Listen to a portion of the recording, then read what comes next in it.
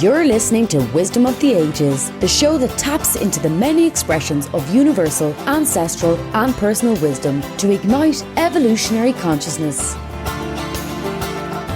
Are you ready to explore the way in which you can become free and even self-realized? If so, you're going to love this show. This is Superpower expert host Ayn Cates Sullivan on Wisdom of the Ages. So I'd like to begin the podcast today with a quote from the Indian sage Ramana Maharishi. Your own self-realization is the greatest service you can render the world. So I'd like to introduce one of my very favorite people on the planet, a yogi I have known for many years, maybe even many lifetimes, John Patrick Sullivan. So let me tell you a bit about him. John Patrick Sullivan is a former NFL linebacker who started his spiritual practice on the football field, and that was where he first learned about presence. Through a miraculous series of events, John Patrick found himself in a yoga class, which eventually led him to India and the ashram of Ramana Maharishi, where he first learned self-inquiry. And if you don't know who Ramana is, stay tuned because he might fill us in. So John Patrick had a number of mystical experiences and eventually returned to London, followed by California, where he taught jnana yoga for 20 years. He's currently involved in the Diamond Approach Path to Inquiry. He's also the vice president of Infinite Light Publishing. As a contemplative householder, John Patrick Sullivan practices meditation and inquiry in the wisdom of Advaita Vedanta. So in this episode, we're going to talk about John Patrick's experience and his transformation from an NFL football player to the contemplative life of a yogi. And I'm excited about this episode because I believe that the life of John Patrick Sullivan demonstrates that people can truly change for the better and that it is possible to live without suffering and even step into freedom. So, John Patrick Sullivan, welcome to Wisdom of the Ages. Thank you, Ayn. It's really great to be here today. And to all the listeners out there tuning in, hello. Thank you. Well, can you tell us a bit about your life, or you might even call it your previous life as a middle linebacker? That's very true. It feels like a different lifetime. But in this life, I came in as a warrior, typical young man getting into trouble and all the fun things that we do as we are in our adolescence. And I found football to be a way for me to direct that energy into a constructive sport. So football, wrestling, track and field became my spiritual practice. It was at the time looked upon as a way to train, to focus, to become more whole as an athlete. Now, as I was developing this skill of presence, I call it, make it real simple. Presence is the way that you learn how to be good at sports. You have to pay attention to what's happening on the field, on the court, on the mat. And that's where I began my spiritual awakening. Well, that's amazing that you could be I would think of a football player as sort of a killer, and then suddenly you're shifting. So can you tell me, is it true that self-inquiry is considered the main path to self-realization? Well, this is a good big subject. Meditation and self-inquiry for me in my life have an equal role. I have time for meditation, and then I have time for self-inquiry. I make sure that I have that on my calendar every day so I get in touch with something deeper than the ordinary consciousness that we call the ego. So it seems like quite a leap from football to freedom. Can you tell us a little bit about maybe what was in between the presence of the football field and then sitting in an ashram in India? Right. Well, that's a good question, because what really was the driving energy force in my life after football was over was, how do you replace that gain, that high that you got on Sunday, with going to a 9-to-5 job and just being one of the salesmen or whatever your job is.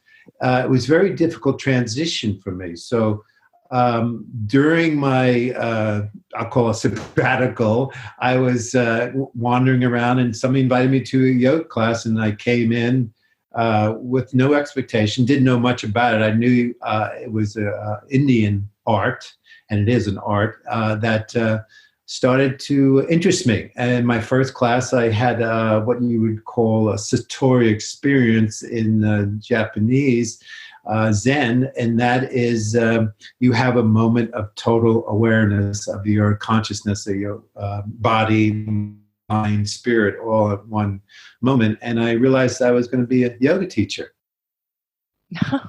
That's really interesting. So you had sort of a samadhi experience during a yoga class, and so how did a samadhi experience then take you? How did you get to India? Oh, that's a good question also, because what happens as you continue to study in the United States, the yoga, I went to San Francisco to study at the Iyengar Institute up there. And then I realized that to really learn from B.K.S. Iyengar and Pattabhi Jois, who are the two main forefathers of modern day yoga, is that I needed to go to India and study with them directly. So that's when I started to go over and had that direct experience with the teachers themselves, instead of reading about their books and listening to their teachers teach me. So that was what drove me to India. But on the way, which is always interesting when you're in India, because everybody seems to be very present and things happen at the spur of the moment, got invited to Ramana Maharshi's ashram down in South India. And Arunachala was the mountain that he was drawn to as a young boy, Ramana, and he lived there all his life. So I wanted to go visit the ashram. And while I was there, I had some direct experience with him, and which I wanted to let the listeners know. He left his body in 1950, and he's still present. His felt sense of him is still in his ashram. And that's what drew me to self-inquiry. And that's the other half of my practice, is the question of who am I? That who we take ourselves to be, the thoughts, the feelings, the sensations, the body. You keep on asking who is having that thought, and the, I don't know if it's a goal, but it's a goalless goal, is that you realize that there is no self, there is no I that is having those thoughts. It's a transition period that you're having. And that's what happened for me at the ashram, and I continue to practice it on a daily basis. Gosh, that's really interesting. I kind of wonder, I think a lot of times people will sit in meditation, for 5 minutes, and the monkey mind's really going. And so why do you think the ego resists meditation practice? Resisting meditation practice for the ego is something that we all have to overcome as practitioners of meditation. And I believe the ego has a way to bring about the importance of self, of the small s, I'll call it, and the identification of his job is to keep us alive. The job of the ego is to, the judge, the superego, the judge, the critic. So if you turn the focus, the arch back inwards, the ego doesn't like it because it's sitting with its own stuff, its own mind, its own questions, and it wants to be always focused on the outside. It wants to be objectified reality. It wants to be comfortable with what it knows, what its normal way of interacting is. So meditation actually breaks that cycle and starts to focus more on the unconscious. So you're bringing the consciousness into your unconscious, and you're watching it unfold in that dynamic process of taking unconscious to be conscious, and you being with yourself during that experience, not checking out, not getting on the internet, not going, whatever distractions there are, going out of the self. You're staying in.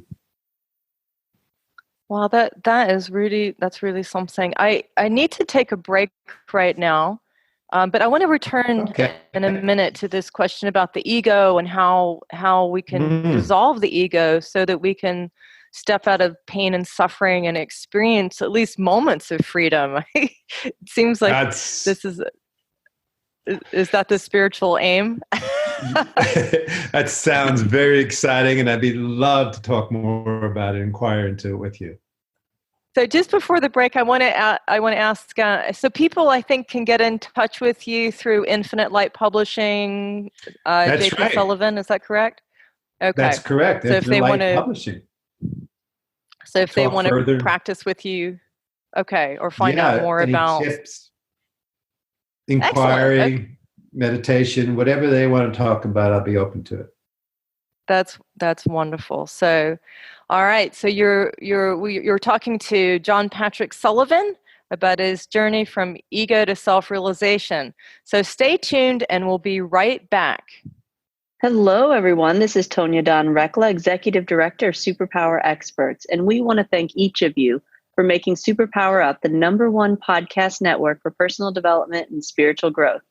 Because people like you have the courage to say that mindfulness, healthy living, disrupting reality, the pursuit of consciousness, responsible entrepreneurship, and radical parenting matter, we now amass over 1 million downloads monthly in more than 90 countries. Our numbers keep growing because there are far more people willing to live divergently than mass media wants to acknowledge. For you, the change makers, the light bearers, the way showers, we say thank you. If you're ready to take the next step in your evolution, go now to superpowerexperts.com and take the Superpower Quiz. And as Neva Lee Rekla, our youngest podcaster, likes to remind us, remember, we all have superpowers and we can change the world. Okay, so we're back. You're listening to Wisdom of the Ages podcast with Ayn Cates Sullivan, a show that taps into the many expressions of universal, ancestral, and personal wisdom to ignite evolutionary consciousness. You can find out more about the show on wisdomoftheages.superpowerexperts.com. And today we're talking with one of my favorite people, who also happens to be my husband, John Patrick Sullivan. We're talking about inquiry and meditation and the practice of Advaita Vedanta. So, John Patrick Sullivan. Hi. I'm excited to have you back. I'm excited to be here. So, in this practice that you've had for, how many years have you been practicing meditation and self-inquiry? Again, timeless feeling about all this, but I'm going to gather in about 25 to 30 years. I've been at some type of inward practice, yoga, meditation, self-inquiry. 25, 30 years. Wow. That's a long time. And do you feel at this point that these practices have helped you become free in some way?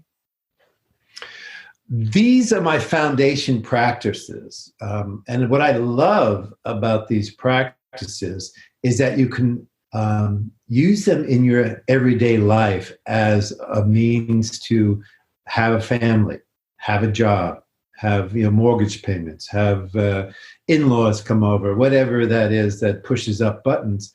You can use it as your practice to inquire into why your buttons are being pushed, why who is the I am that's connecting with that ego that's getting activated. So it's a great practice for everyday life, everyday living in our busy lives that all of us are part of today's society, today's culture. Yeah, it's true. And do you find that self-inquiry really helps you with your relationships? Your intimate Absolutely. relationships. All of my relationships, with the animals, with all the family, with the children, the neighbors, my wife. Yes, absolutely. Most important to have that time to inquire every morning. We set a time to sit by the fire or sit somewhere and inquire into where we're at.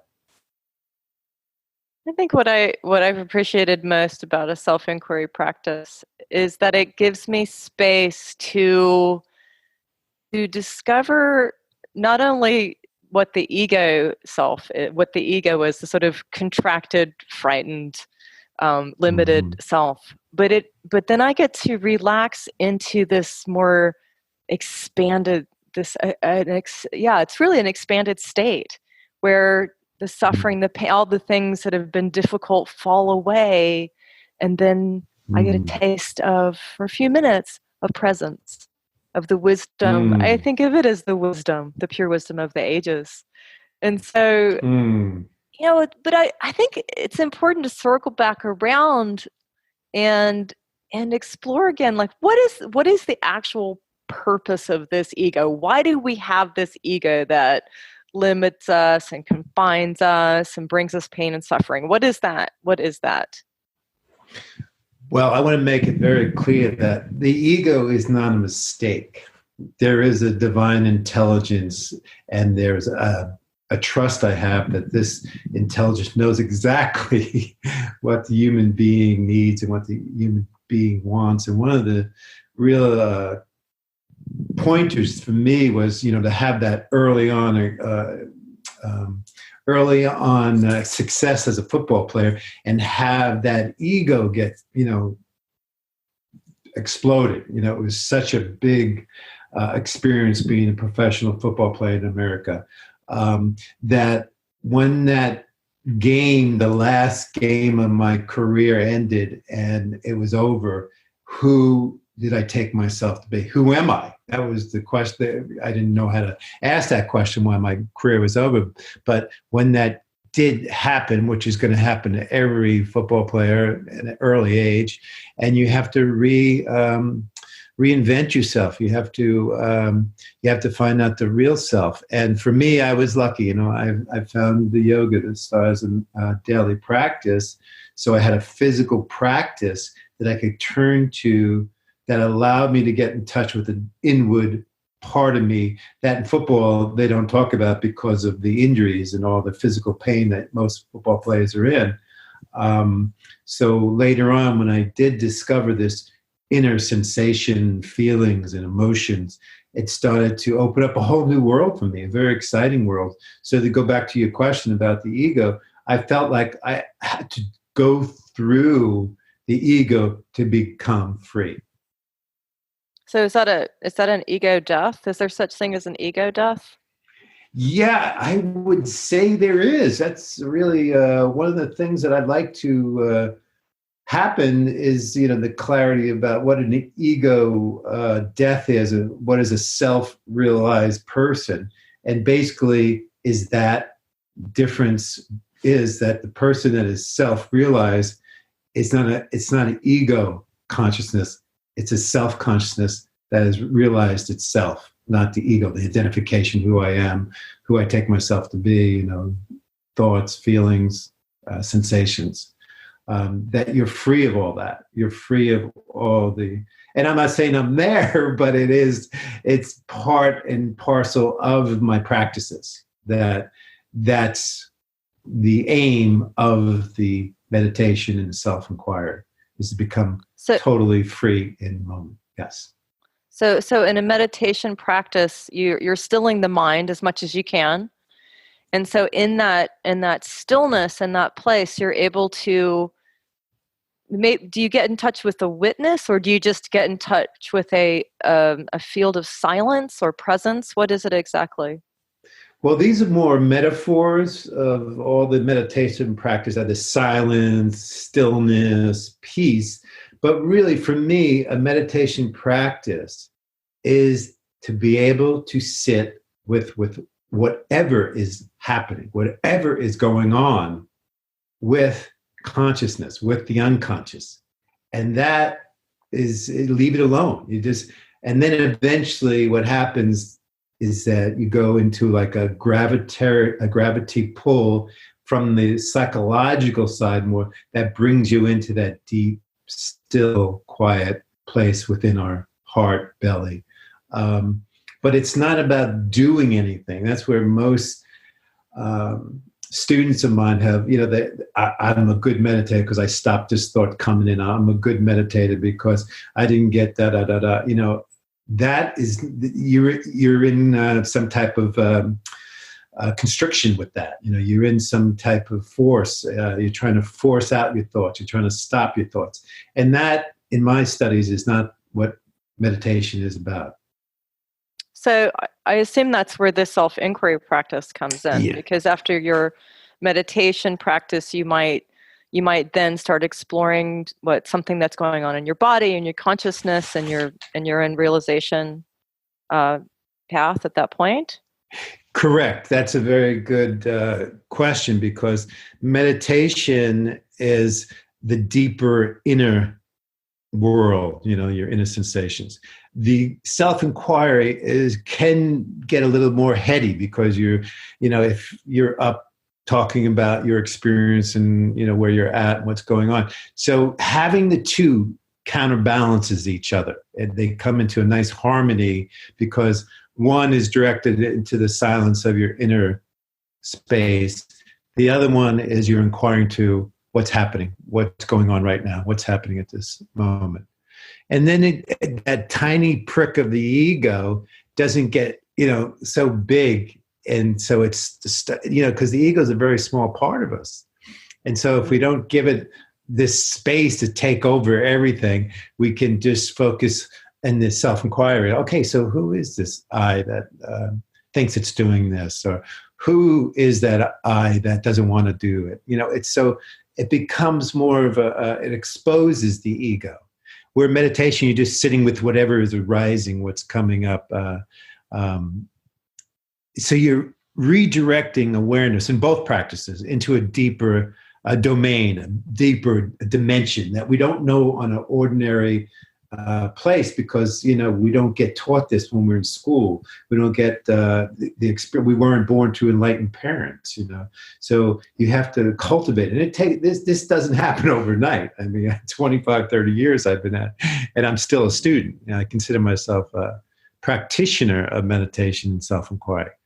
I don't feel like I'm a master at it. I'm practicing.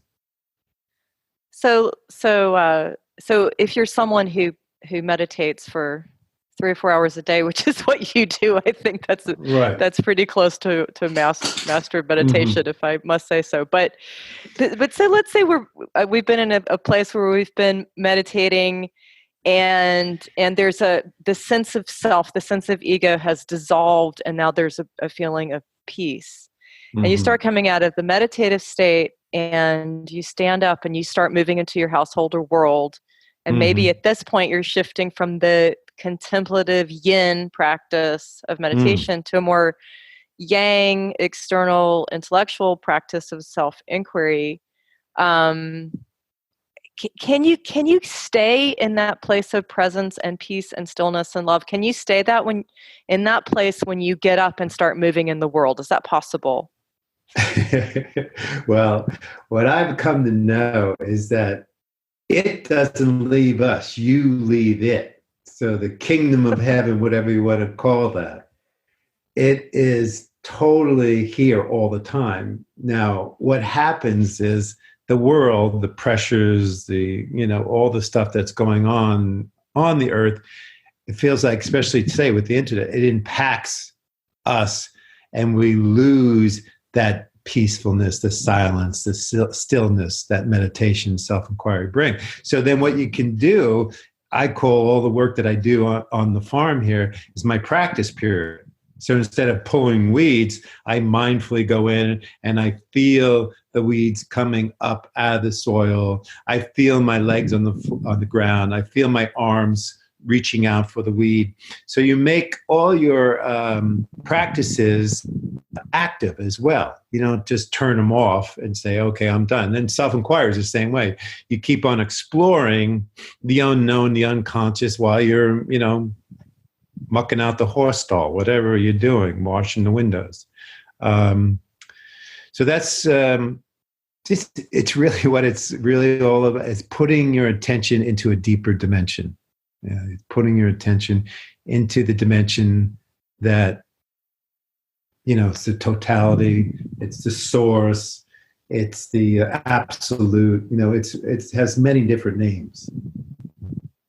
So those are some big terms there, but let's say that we've leaned in the meditation practice, we've experienced the source of wisdom, or we've experienced it, the absolute, which is like resting in the nighttime sky. So it's been a really lovely meditation, and now we're standing up and we're moving into a meditation practice, or it's actually sort of a moving meditation practice of pulling weeds, and then maybe you encounter another human being, and at that point you can start.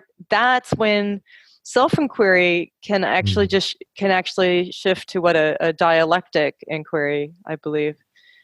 Yes, that's when you start to engage with people, but in a way that's conscious. So you're not moving from your wounds or your pain body or any of those places, or your object relations or your projections or any of those things, those big psychological terms that are issues. We're not throwing our issues at anybody. We're actually truly seeing the world, truly seeing the person that's next to you with clear eyes, with clear vision. Correct? That's very good. And then that's why it's good to have a little psychology in your spiritual work, because you realize that object relations theory, which is the person is projecting their stuff onto you as their object of hate or love or whatever it is that they're projecting onto you. And that takes a mature person to know that that has nothing to do with what's happening here in my location, my space. And that's the practice of, compassion, the practice of, self-inquiry. You start to ask, who is the I that's getting upset? Who is the I that is reacting to this or overreacting, whatever the case may be? So you've been sitting in your yogi cave, and you're in a complete state of like harmony and bliss, and everything's great. And you go to the gas station because you got to get some, you got to go get some hay for the horses or something. Right. And some guy at the gas station like flips you off and then starts yelling at you. Right. What happens then? Has your meditation practice given you some sort of moment to be able to handle the sort of chaos of the world? Well, these are all good sacred stories you're bringing in here. So I have many of them that I've seen the evolution of a middle linebacker to sage and sainthood come into my reality. And yeah, at first you're in reactivity because of the anger that is being directed to you. Now, what I have done over the years is I've learned how to transform that anger into strength, that hatred into power. So how you go about doing that, that's a long, big question. And that's, you use your physical body to move slower than normally. So you start to transmute that energy. This is after you get back home and you got some contemplation going on about. So you haven't yelled at the guy at the gas station. You have right. You kind of decided when you get back home, you're going to work your process. But this particular guy, you're not going to engage. Right. Got well, it. that's what it is. Yeah. I'm sorry, but I might be talking about things that really happen more in private sessions. Yeah. But I just thought an example might be good. No, that's a good example, and that's one of the things I think. Especially you look around, road rage. It's so common today because people are so frustrated, so feeling lack of power, feeling lack of strength, and what they do is they get behind a wheel and they think they can drive 100,000 miles an hour and not get into an accident or something. And that's all pent up energy that has to be released some way. And psychodynamic type of practices help you release the armoring that your body's holding on to all these tight places. Trauma. It's basically trauma that I know very well because of the NFL and my life in the NFL, not just on the football field, but post NFL. And that's what I had to work with for these 25, 30 years is the trauma. Well, that's really, yeah. So trauma, it sounds like there's a whole piece around trauma, and that's probably private work. But so Right. This practice of self-realization, it's not something that you just do in India and then you disappear, but it's actually this practice of being free in yourself is something that like we said in the very, very beginning with the Ramana quote. It's like the best thing that you can possibly offer the world, because if you're free, you're not going to engage in these in painful, or probably not often anyway, engage in difficult conversations or throw your energy at someone in a way that's painful. In fact, it's like the opposite of football. So I'm just wondering, so what does this term, self-realization is a big term. I mean, people know self-realization through like Yogananda and the Self-Realization Center, or, because it's not really the ego that's being realized, I wouldn't think here. This is self-realization with a capital S. So realization of something that's maybe a little bit beyond the ego. Do you want to tell us more about that? Yes, that's a good discrimination, because as we are all the seekers in our path, on our spiritual path, what are all these terms you hear? It's a good question, because, especially if you're starting out, what's the difference between self-realization and the ego self? So when we talk about self-realization, and we'll just I think you said a capital S we'll use, and then the self of the ego is a small s, and that's where we want to, the unconscious part of us gets realized through the ego. That's how I first realized it, 2.5, when you become self-realized, you start developing your ego. And then what happens is that's who we take ourselves to be. And there's no other choices. There's no other way of being, but through the ego's self, which is not who we really are. Every spiritual tradition that I know about, they talk about, self-realization, not the small s. So that's the practice for me and for you and all the practitioners that are listening out there, is how do you start to dissolve the ego self? Or you called it before the death of the ego, which is great also. So you have more space to have the self that is realized, that, doesn't overreact, doesn't get into, it has a more peaceful way about being in the world.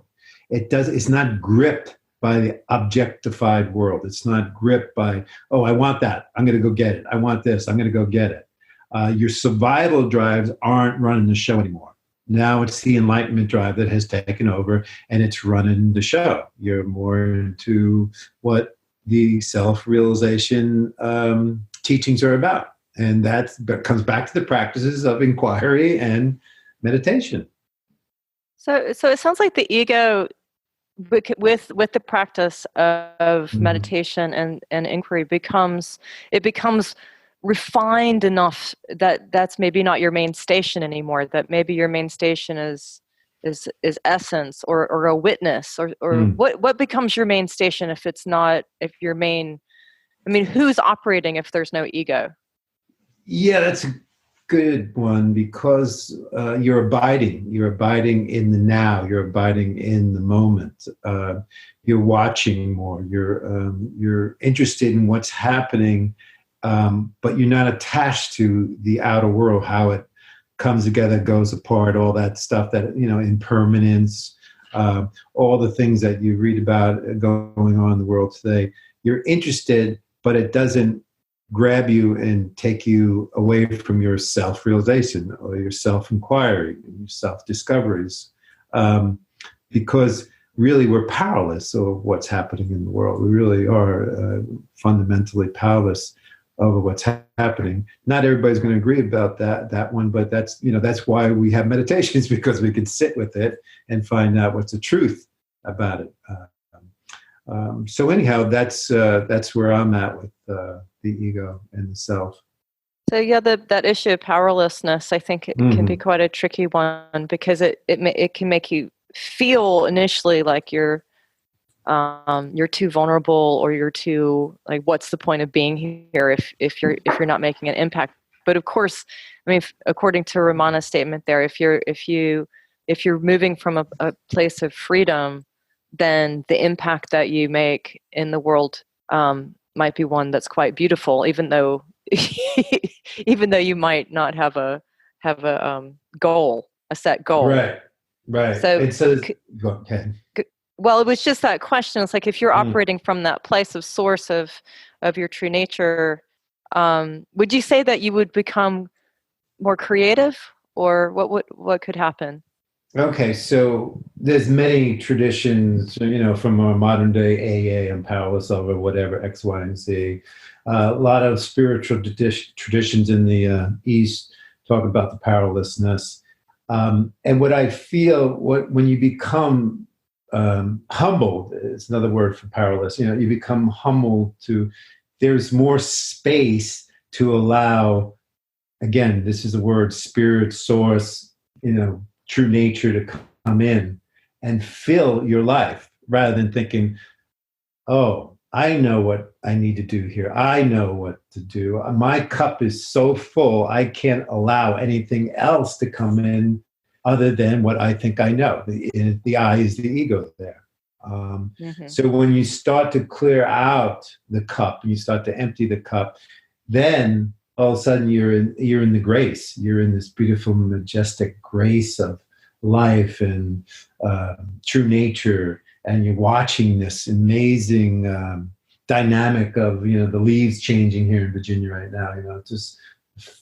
Just to look out the window, it's amazing. It takes your breath away, and that's the inquiry for me has brought about that excitement about life, the self-inquiry, the curiosity about life, the wonderment of it all. Look at that!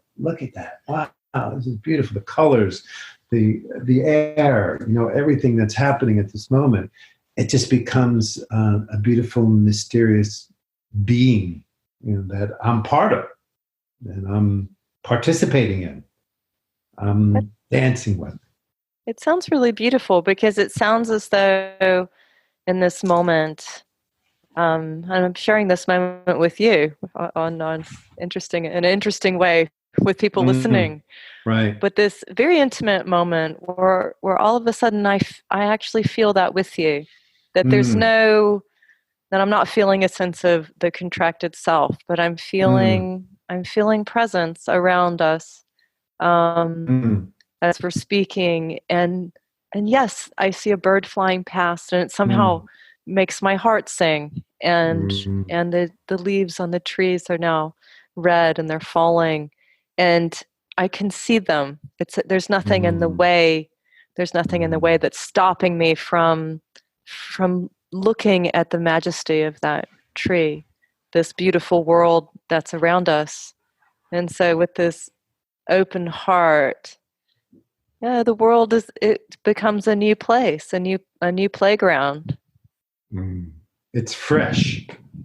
It's very fresh and new. It's exciting. Like I guess maybe this is the inquiry practice. I become curious about everything. Where does that path lead? What is that rock doing there? What color is that water? Gosh, there's so many questions that start arising, and then I'm feeling as though I'm sitting in a place of wonder with you. Right. And isn't that beautiful? I mean, the spaciousness and the openness of the truth of who we are. Gosh, the truth of who we are is maybe much more vast than I realized. It's there's so many possibilities. Yes, indeed. Yes, indeed. Beautiful. So if you wanted to share one of these practices, maybe a meditation practice. Like, let's say someone is just beginning and they've never really done a meditation practice before. They might never even have heard of Ramana Maharishi or Vedanta or any of these things we're talking about. How would you just begin like a basic meditation practice? Okay. First of all, I would find a space in your home, or even if your bedroom, and just, have a little candle or something to light, to create a sacredness of your space, something that is non-ordinary, it's something unique that you go to sit. And then what I would do is I would just light the candle, say whatever prayer you like to bring forth, call upon whatever your background is or whatever you're studying now, whatever is something other than the self, the ego self, that would help you to realize the self, that is the capital S. And then I would begin by a direct experience. And what I have found, and what all yoga practices, Tai Chi, all the martial arts are teaching you, how to be more present in your body. So your body and your breath are a great tool to begin meditation practice. Now, I'm going to say that counting your breath might help in the beginning. Maybe count backwards from 10 to 1. That's how I started in a Zen practice, counting backwards. Anything to start to help your mind slow down and get the monkey mind to quiet down. And you can focus on the breath. You can focus on counting your breath. You can focus on beads, if you have kind of rosary beads, mala beads, whatever you want to call them. They help just to have your fingers touching something while you're sitting meditating. And then what I would highly recommend is finding, most towns have meditation teachers and practices, because you really like to have a community when you do this, because sharing this in a community, having a sangha, they call it in Buddhism, where you can get feedback, you can get some help, you can get some instructions. But for today, just to have this, counting the breath, finding your belly center, which is right below your navel, say, 2-3 inches below the navel, is called what we call the kaf center, the hara in Japanese Zen. And you start to focus on that area of the body.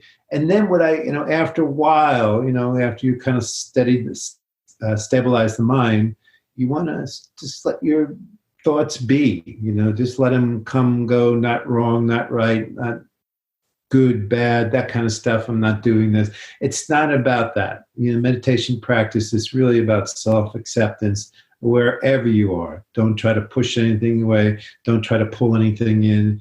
It's just allowing as I said earlier, the unconscious to become conscious, the unconscious to be conscious. And that's where meditation practice will help with the totality picture of your life, because you're going to start asking, who is the I that is having these thoughts? Where are these thoughts coming from? How are they appearing? Who's having these thoughts? Those questions start arising. But for the beginners and for the more mature students, I'd recommend a quiet place, carving out a little place in your house somewhere where you can just go and sit alone for a while. You could start with 10 minutes, 5 minutes. Doesn't have to be a long, long time in the beginning. Build yourself up to 20 minutes and 30 minutes, and then you can just see how it goes. And again, be gentle on yourself. Don't judge yourself. Don't criticize yourself. It's all about just being who you are in the moment. Gosh, that's really beautiful. It's as though you're deciding, or you're making a choice to dream consciously, that your dream world and your conscious world are merging into one totality. Yeah, very true. Very, and a lot of traditions say this is a dream as well, and there's an argument. I don't want to get into that. It's a whole other subject. Another show, perhaps. Another show, perhaps. Exactly. Well, thank you so much for sharing this with the listeners today. And so the meditation practice is just to take some time and sit quietly. See if you can just sit quietly for 5 to 10 minutes in a sacred place. And if you need to count to keep your mind quiet, or use your mala beads, and then that's a way to keep the stillness of the mind. Correct? Correct. That's correct. And then there's tons of information online about meditation practices and stuff.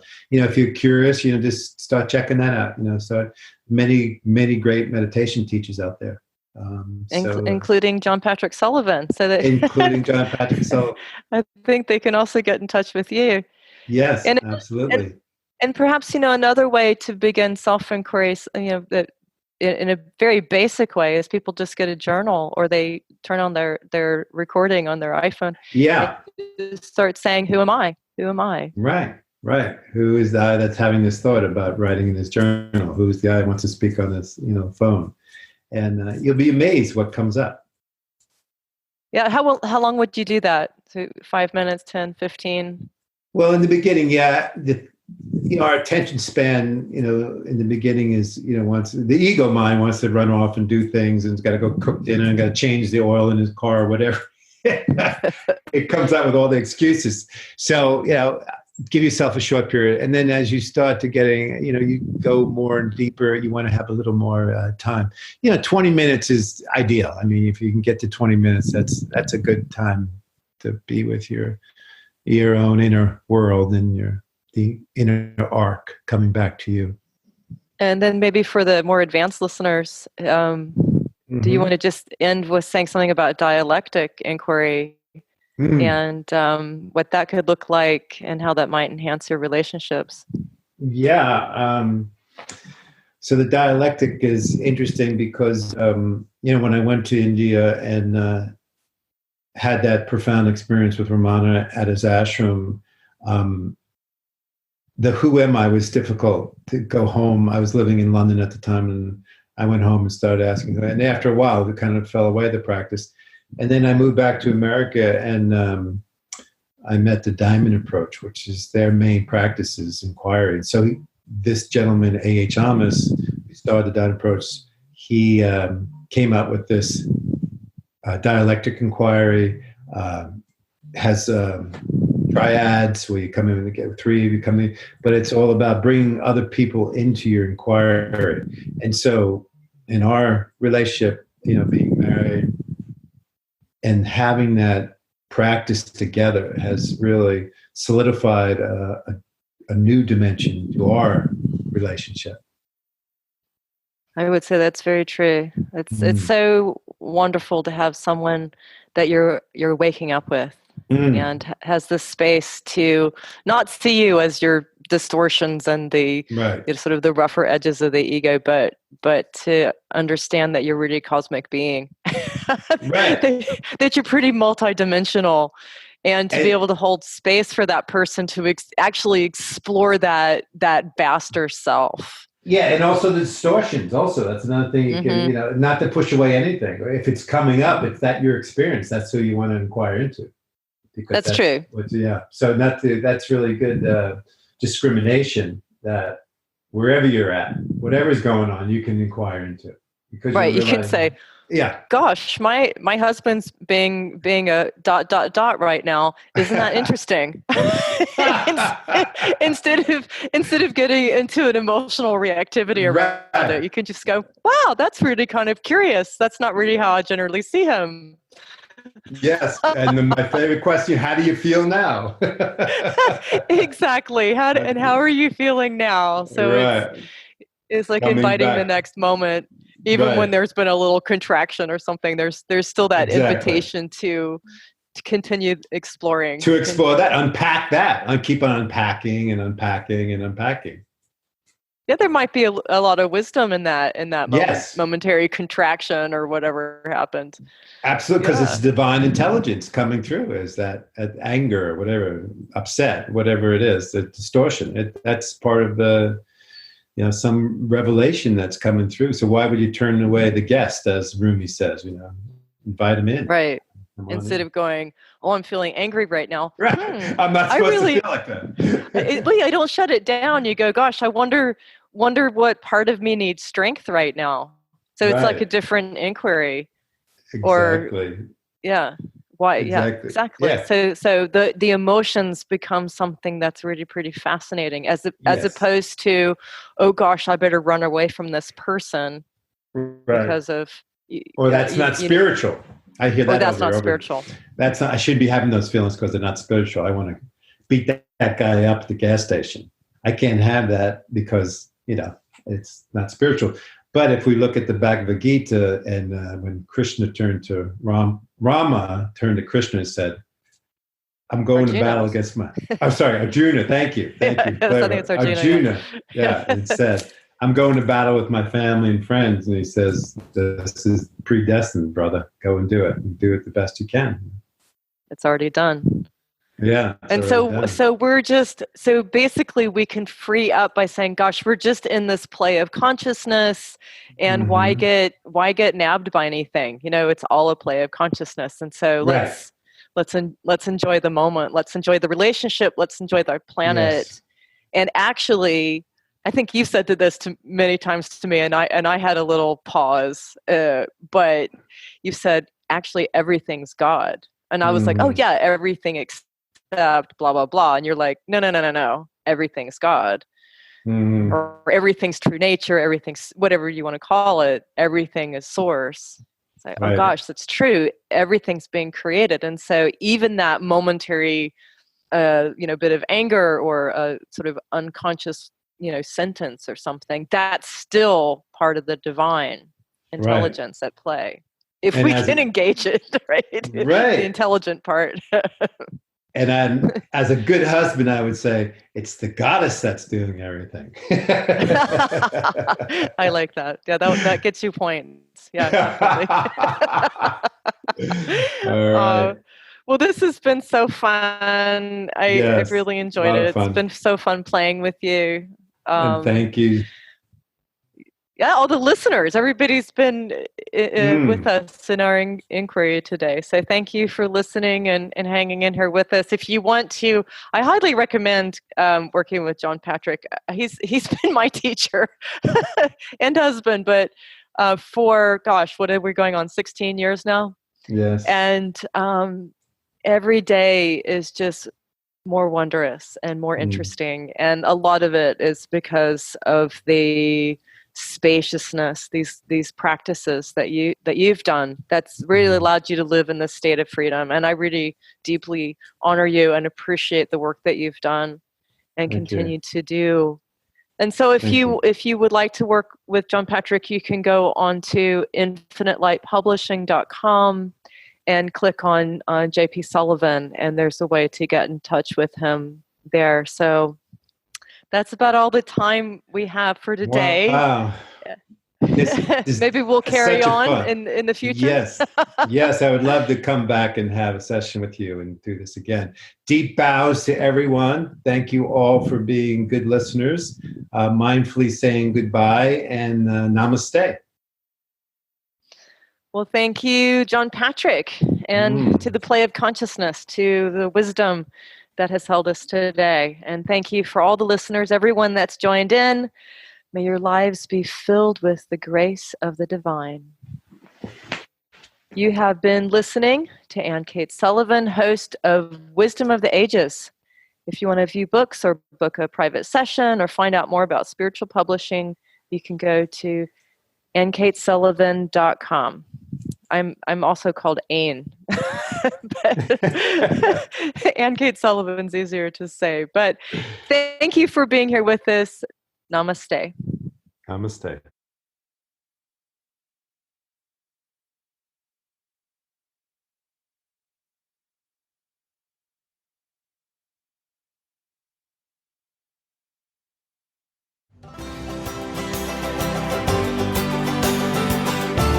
Are you ready to discover your superpowers? Go now to superpowerexperts.com and take the superpower quiz today.